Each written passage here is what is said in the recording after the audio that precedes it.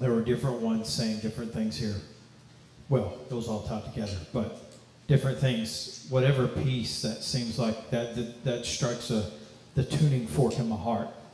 Latch onto that, write that down, text it to yourself, whatever you need to do, so that you can continue to call on it and recall on it, and just continue to remember what the Lord was speaking to you this morning throughout any of that, which most of you probably do that throughout the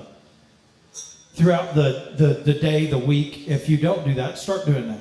Just like sometimes I'm going down the road and and need to text something to myself, of course at the stoplight, safety first, maybe not. But I need to text something to myself so that I can remember that, or something like that, and just do that, because the Lord's dropping some things in our hearts. I want to recap a couple things, and I want to help you personally. I want to encourage you personally. Obviously, some just different things that's going through from the irritation. The irritation in a muscle creates a pearl that happens at another moment, and it can take long time to form. But pearls happen through irritation.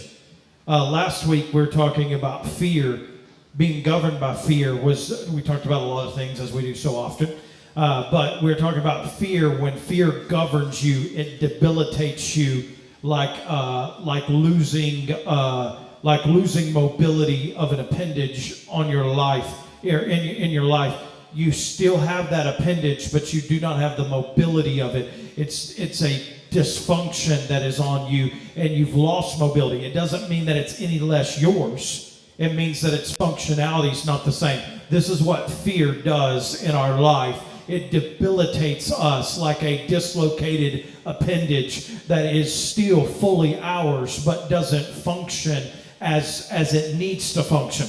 And so I just wanted to rehash that for just a moment as we launch forward in some things that have been potentially debilitating you, or potentially holding you back, or irritating you, or whatever that may be. And I want to encourage you on a personal level, and I believe I'm seeing some things just on a national level, and I say it that way as not necessarily, everybody in the nation has to hear this, but I want to encourage you nationally in the way and the direction some things that I'm seeing are happening, and because we're in such a time of birthing right now.